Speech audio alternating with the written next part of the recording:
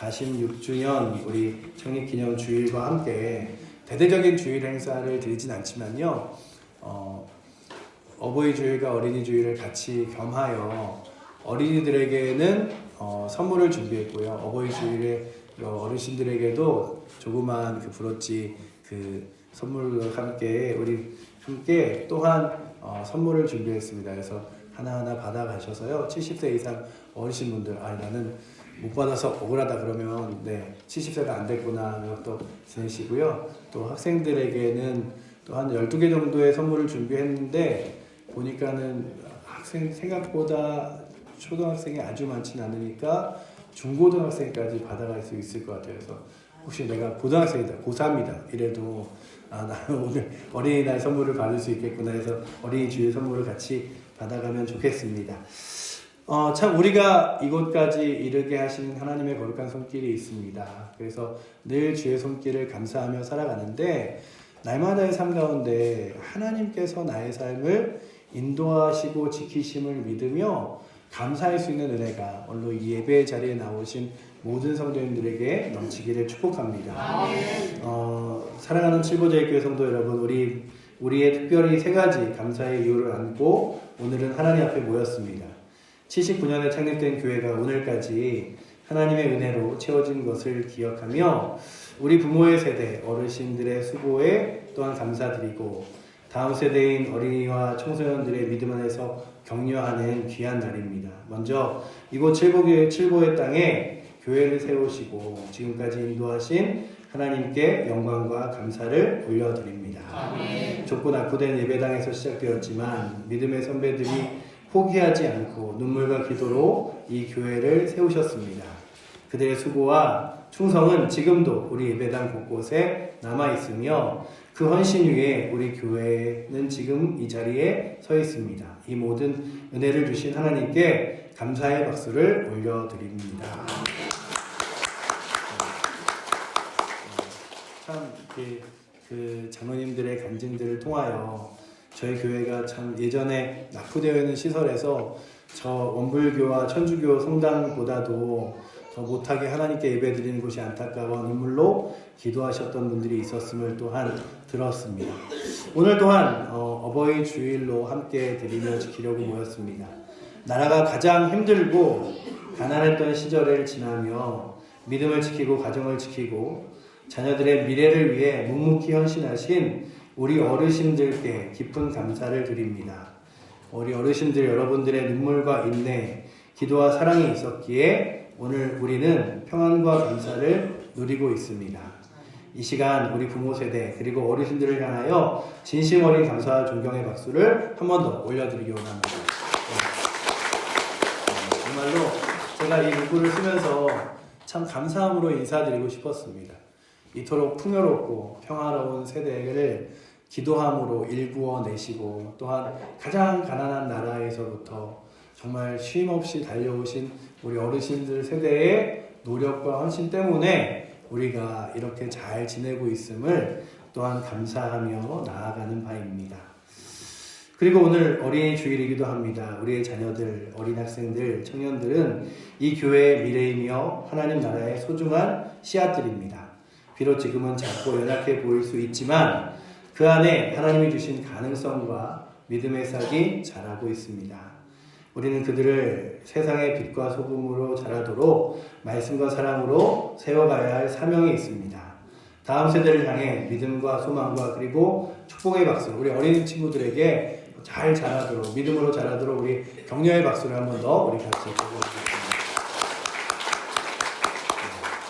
오늘도 우리 주일학교 어린 친구들이 함께 나와서 너무 반가운 것 같아요. 그래서 참 이 자리에 있는 우리들이 감사하며 또한 마지막으로 이 자리에 함께한 우리 모두는 하나님의 은혜 아래 살아가는 믿음의 가족입니다. 때로는 연약하고 때로는 넘어질지라도 예수 그리스도 안에서 서로를 세워가며 살아가는 성도된 우리는 참으로 귀한 존재입니다. 함께 예배하고 함께 기도하고 함께 웃고 우는 우리 모두가 이 땅에서 하나님의 교회를 세우는 동역자들입니다. 이 시간 서로를 향해 격려하며 축복하며 우리 좌우에 있는 분들에게 당신 때문에 제가 믿음의 길을 걸어갈 수 있었다는 의미로 우리 옆에 분들을 바라보며 우리 박수 한번 쳐드리겠습니다. 사랑합니다. 우리 모두가 함께 있었기에 하나님의 교회가 이렇게 아름답게 세워져 갈 수 있음을 바라봅니다. 사랑하는 성도 여러분, 우리는 하나님의 은혜로 여기까지 왔습니다. 그리고 앞으로 그 은혜를 따라 서로 사랑하며 다음 세대를 품고 주의 교회를 세워나갈 것입니다. 이 복된 날 하늘의 위로와 은혜가 여러분들의 삶과 가정에 충만하시기를 축복합니다. 오늘은 가정의 날이기도 하여 이렇게 예배를 드리면서 제가 설교 준비를 그래도 아이들이 좀 올 거니까 아이들의 말투로 좀 설교를 준비하면 어떨까 해서 준비해봤는데요. 좀 여러분들이 어색하더라도 좀 들어봐 주시면 좋겠습니다.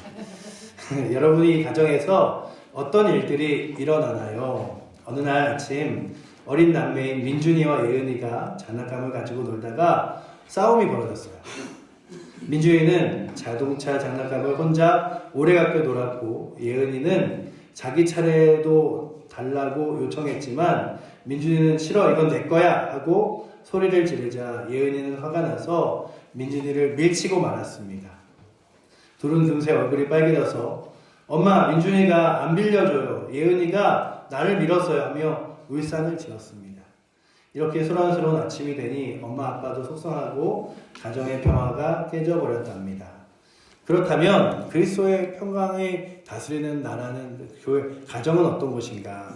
제가 원래 제목으로는요 그리스도의 평강이 다스리는 가정이라는 제목으로 적었는데 주보에 넣기가 너무 길어서 그리스도의 주인된 가정이라고 바꿨는데요. 그리스도가 주인된 가정은 어떤 곳인가? 여러분의 가정에서는 어떤 일이 일어나고 있습니까? 우리가 날마다 살아가는 이 가정에서 이런 다툼이 생긴다면 이런 상황들이 혹시나 익숙하지는 않으십니까?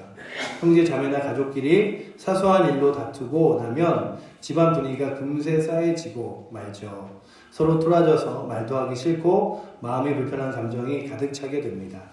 하나 되었던 가족이 두 편으로 갈라진 것처럼 느껴지고 집이 가장 편안해야 될 곳인데 오히려 마음이 불편한 곳임을 경험해 본 적은 있으시죠? 또한 그렇게 원래 웃음이 가득해야 할 가정에서 이런 다툼이 생기면 우리 마음의 평화 대신에 속상함과 분노로 가득 차게 되죠. 그렇죠, 어린이 여러분? 그런데 성경은 우리 가정이 다시 기쁨과 평화를 가득할 수 있는 비결을 알려주고 있습니다. 바로 오늘 읽은 골로새서 3장 12절에서 17절 말씀이 바로 그 말씀인데요. 이 말씀에는 가정 모두가 함께 실천하면 좋은 예수님을 담은 성품과 행동들이 나오고 있습니다. 이것들은 우리의 삶에 입으면 마치 옷처럼 입듯이 누가 왕으로 다스리냐가 아니라 그리스도의 평강, 곧 예수님의 주인된 가정을 만들게 되는데 사도 바울은 골로새서 3장 12절 17절 말씀을 이야기하면서 예수 믿는 사람들이 입어야 할 옷에 대한 이야기를 하고 있습니다. 여러분들이 아침에 귀한 옷 입고 오셨죠. 저도 이렇게 주일날 아침이 되면 어떤 옷을 입을까 그래서 늘 이렇게 와이셔츠 중에서는 드라이를 맡긴 옷 중에서 다 이렇게 비닐을 뜯으면서 주일에 가장 첫 번째로 와이셔츠를 입는 것, 그리고 양복도 가능하면은 가장 첫 번째 드라이 맡겨서 이렇게 다 입고, 그리고 그렇게 주 앞에 나오는 것을 참 기뻐하는데, 여러분들이 오늘 교회를 오실 때 참 오늘은 또 어떤 옷을 입고 갈까, 어떻게 또 주 앞에 나오면 주님이 기뻐하실까, 이런 모양으로 나오셨겠지만 우리의 가정도 그렇게 아름다운 옷으로 귀하게 옷 입어야 될 것들을 마음에 이야기하고 있습니다. 이 우리의 마음에 입는 옷은 바울이 특별히 이러한 마음에 입는 옷으로 덕목들을 강조하고 있는데, 그것들 중에 하나는 가족끼리 잘못하기도 쉽고 또 사랑하기도 쉽지만 가끔은 오히려 가족이라 함부로 대하며 상처 주는 경우도 있죠. 그래서 바울은 하나님의 자녀답게 우리의 성품을 아름답게 단장하라라고 권면하고 있습니다. 바울이 말한 마음의 옷, 성품의 옷에는 어떤 것들이 있을까? 먼저는 긍휼과 자비가 있습니다. 단어가 어렵죠. 긍휼과 자비. 이 어려움에 처한 누군가를 보면 불쌍히 여기고 도와주고 싶은 마음이 바로 긍휼과 자비입니다. 마음의 따뜻함이라 그러죠. 친절함. 그래서 가족 중에 슬프거나 힘든 일이 있는 사람이 있을 때 우리가 어떻게 해야 될까? 놀리거나 무관심하게 지내기보다 다독여주고 도와주는 것. 바로 이것이 긍휼과 자비의 마음을 입는 것입니다. 예를 들어 동생이 숙제를 못해서 울고 있다면 형이나 누나가 내가 같이 도와줄까 하고 손내미는 모습이죠.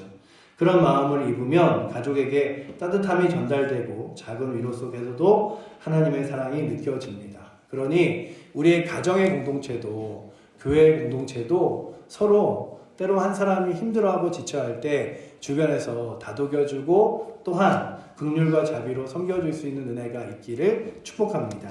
아멘. 두 번째는 겸손의 옷입니다.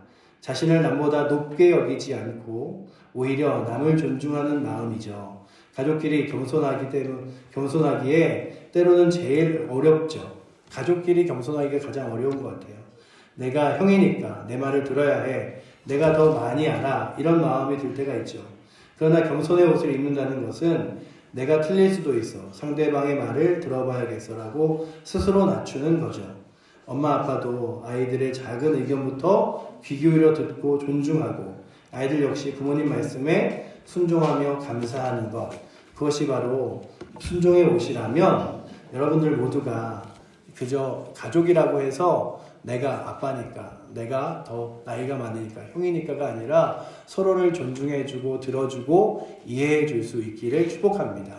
그래서 가정 자체가 행복한 주 안에서의 거룩한 공동체가 되어야 하는데 주님께서는 교회의 공동체와 같이 가정의 공동체를 아름답게 세우셨습니다. 그리고 그 가정에 있는 사람들끼리 늘 익숙하고 편하다고 해서 편한 말과 익숙한 말로 상처를 주는 게 아니라 서로를 섬겨주고 사랑해줘야 한다면 오늘도 여러분들과 저의 가정에 있는 구성원들과 그리고 우리 교회 공동체의 구성원들을 서로 섬겨주고 사랑해줄 수 있기를 축복합니다. 아멘. 또한 오늘 말씀에 나오는 또 하나의 단어는 온유입니다. 온유는 부드럽고 친절한 태도를 말하고 있죠. 말과 행동이 거칠지 않게 하는 것입니다. 혹시 가족에게 화가 날 때 소리를 지르거나 문을 쾅 닫고 들어간 적이 있습니까? 여러분들 혹시 그런 적 있어요? 문을 쾅 닫고서는 부모님 뭐라 그러면 바람이 그랬어 막 이런 거 있잖아요.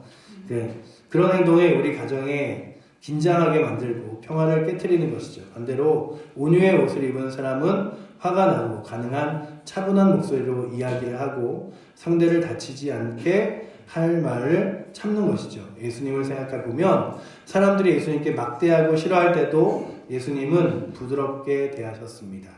우리도 가족에게 그런 온유한 태도를 대한다면 마음이 상하는 일을 크게 줄일 수 있습니다.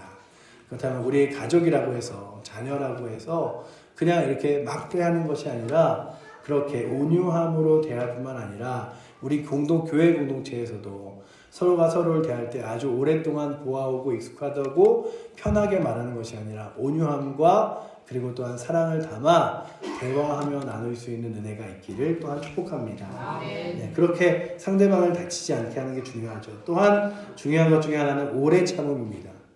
오래 참음을 다른 말로 하면 인내라고 하죠.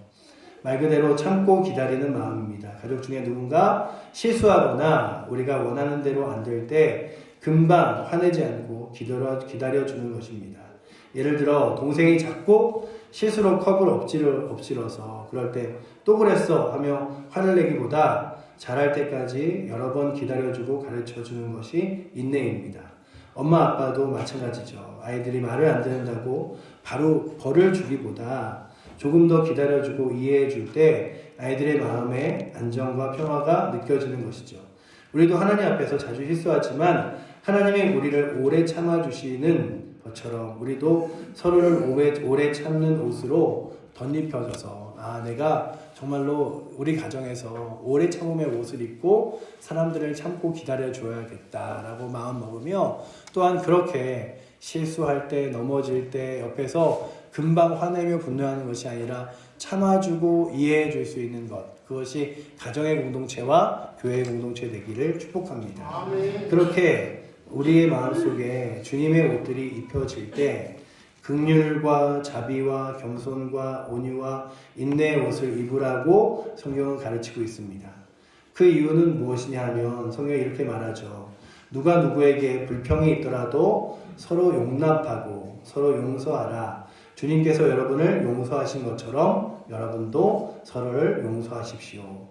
가족이라도 서로를 불만이 생길 때가 있고 또한 서로에게 불편할 때가 있습니다. 그때 서로 참고 용서하라고 말씀하고 있습니다. 왜냐하면 예수님께서 우리를 먼저 용서하셨기 때문입니다. 그래서 내가 누군가에게 막 분노를 내려고 할 때 내 마음속에 그래, 주님이 나를 용서하셨지. 주님이 나를 사랑하셨지.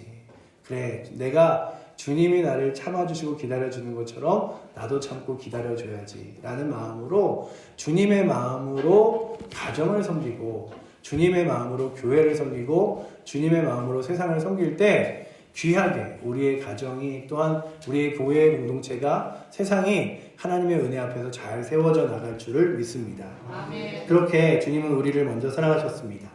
예수님께서 우리를 어떻게 용서하셨는지를 혹시 기억하십니까? 우리가 잘못한 모든 죄를 예수님의 십자가에 용서해 주셨고 예수님처럼 깨끗하고 착한 분도 우리를 용서해 주셨는데 우리도 서로 용서 못할 이유가 없겠죠. 그러니 용서는 쉽지 않을 때도 있고 또한 내가 많이 속상했다면 특히 더 그럴 때가 있죠. 아, 이건 정말 용서하지 못할 거야 라고 생각할 때도 있죠. 그러나 하지만 그때 용서를 선택하면 우리의 마음에 놀라운 평화가 찾아온다는 사실을 기억하고 용서할 수 있는 은혜가 있기를 축복합니다. 아멘. 내가 가족뿐만 아니라 누군가를 용서해 줄 때 그 용서가 그저 용서로 끝나는 것이 아니라 내 마음의 평안과 위로를 찾아오게 함을 기억하며 그래, 내가 분노와 미움으로 이 밤을 보내는 것이 아니라 용서함으로 나도 평안을 얻으며 주님과 함께 동행해야겠다라고 마음 먹고 그렇게 위로하며 서로 챙겨주며 사랑할 수 있는 관계가 우리의 가정 되기를 축복합니다. 아멘. 성경 속에서 한 가정의 이야기를 잠깐 들어보면 형제 사이에 큰 문제가 있었지만 용서를 통해 평안을 되찾은 이야기가 나옵니다. 구약 성경에 요셉은 형들이 자신을 미워해서 멀리 이집트로 정말로 팔아버리는 큰 고통을 당하죠. 요셉은 이유 없이 형들에게 배신을 당해 외국 땅에서 오랫동안 고생을 하며 지냅니다. 하지만 하나님께서 함께 하셔서 나중에 요셉은 이집트의 총리가 되었고 어려움에 빠진 형들을 다시 만나게 되었습니다. 그때 요셉은 어떻게 했을까요? 아, 우리 형들이 나를 버렸으니, 나를 이렇게 팔아버렸으니 내가 복수하리라, 이런 마음을 먹은 게 아니라 요셉은 지난 일들을 묻지 않고 형들을 기쁘게 용서했습니다. 오히려 형들을 도와주고 가족들을 모두 불러 이집트에 와서 함께 살게 해 주었습니다. 요셉이 형들을 용서하자 오랜만에 가족의 화목과 평강이 찾아온 것입니다. 늘 요셉이 없는 가정은 슬픔이었어요.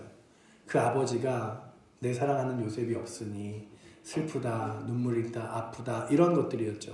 그런데 요셉이 그의 온 가정을 초청하자 오래간만에 평강과 화목이 찾아왔습니다. 만약에 요셉이 형들을 절대 용서하지 않겠다라고 복수했다면 그 가정은 영원히 갈라지고 슬픔만 남았을 것입니다. 이처럼 용서는 가정의 깨어진 관계를 회복하고 평화를 가져오는 열쇠입니다. 여러분들에게는 지금 용서라는 단어가 떠올 때마다 누구가 생각나시나요? 아, 나는 절대 용서할 수 없어. 그럴 때마다 나의 모든 죄를 용서하신 주 예수 그리스도를 생각하며 또한 예수님께서 나를 사랑하셔서 그리스도의 자녀, 하나님의 자녀 삼으신 것을 기억하며 여러분들이 용서의 손길, 용서의 기도를 시작해 볼 수 있는 용기가 있기를 축복합니다. 아멘. 그렇게 용서는 평화를 가져오는 귀한 열쇠이고요. 그래서 예수님은 십자가 위에서도 이렇게 사람들을 향하여 기도하십니다. 아버지, 저들을 용서하여 주시옵소서. 아멘. 예수님의 용서의 마음이 우리 안에 있을 때 우리 가정이 비로소 화해와 평강의 꽃이 피게 됩니다. 그죠? 가정에서도 서로 용서하지 않고 미워하면 오랫동안 그 미움이 가득 채워지는데 몇십 년씩 가정에서도 대화하지 않는 가족들, 이런 것들이 나오잖아요. 근데 알고 보면 처음에 시작점은 가장 작고 사소한 것들부터 시작합니다.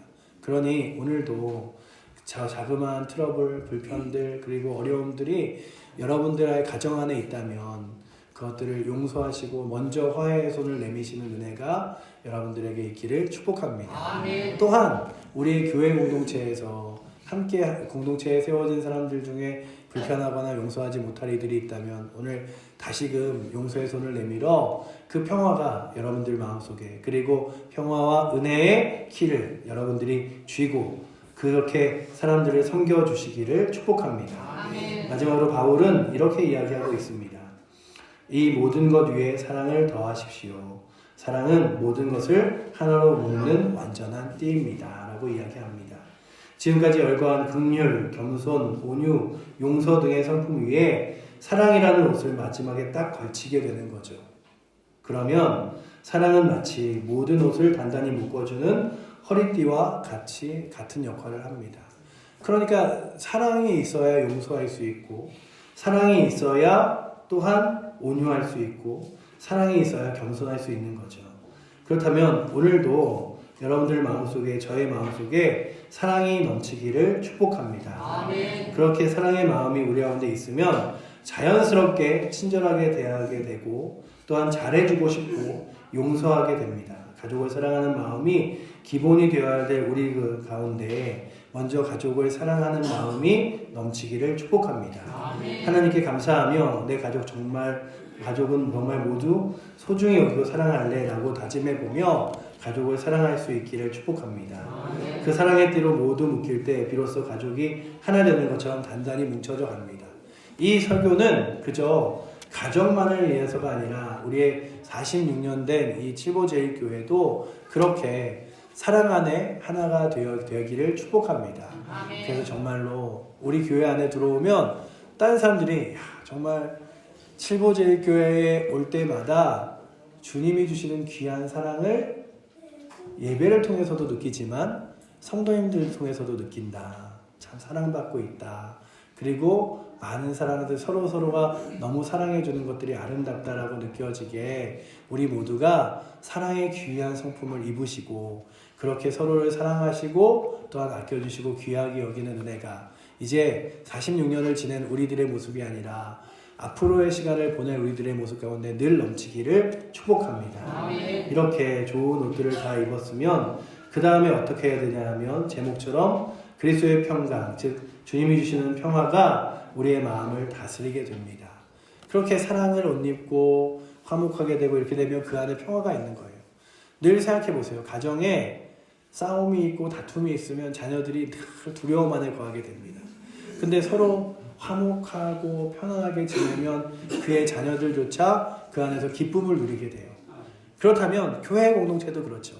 늘 화목하고 사랑이 있고 주님과 하나 될 때 이곳이 거룩한 지상의 천국이고 하나님의 은혜의 곳이 될 줄을 믿습니다. 아멘. 그렇다면 우리의 가정도 우리의 교회도 여러분들이 생각하기에 가장 아름다운 이 땅의 천국이 되어 주님을 만날 수 있는 귀한 자리가 되실 수 있기를 축복합니다. 아멘. 그렇다면 가장 먼저 중요한 것은 우리의 마음의 왕좌에 예수님의 평화가 차지하게 되어야 하는 것입니다. 내 마음속에 내가 들어가면 그러면 용서할 수 없어요. 내 마음속에 내가 주인 되면 다른 사람들에게 정말로 긍휼이나 온유할 수 없어요. 그러나 예수님이 내 마음속에 주인 되시면 가능한 일인 줄 믿습니다. 아멘. 그렇게 예수님의 마음대로 예수님이 가르쳐 주신 대로 사랑과 용서를 선택하고 우리의 마음을 서서히 예수님의 평화의 왕으로 자리 잡아 모실 수 있는 은혜가 오늘도 이 자리에 나온 사랑하는 성도님들과 우리 모든 칠보제일교회 성도들 그리고 또한 여러분들 모두에게 넘치기를 축복합니다. 아멘. 그래서 예수님이 주시는 평화의 삶이 조금 힘들어도 때로는 내가 참아야 되고 인내해야 돼도 흔들리지 않을 수 있는 길은 이 길이 가장 귀하고 주님께서 원하시는 길이다라고 믿으며 걸어가는 것이죠. 아 그래 내가 한번 용서해주고 내가 한번 참아주고 내가 한번 사랑해주는 게 주님이 기뻐하시는 일이지 라고 말하며 나아갈 때에 주께서 그렇게 우리의 가정을 우리의 교회를 세워나가실 줄 믿습니다. 아멘. 그렇다면 오늘 우리는 평화를 만드는 사람들이 되어야 할 것입니다. 우리 옆에 분들에게 한번 인사하겠습니다. 당신은 평화를 만드는 사람입니다.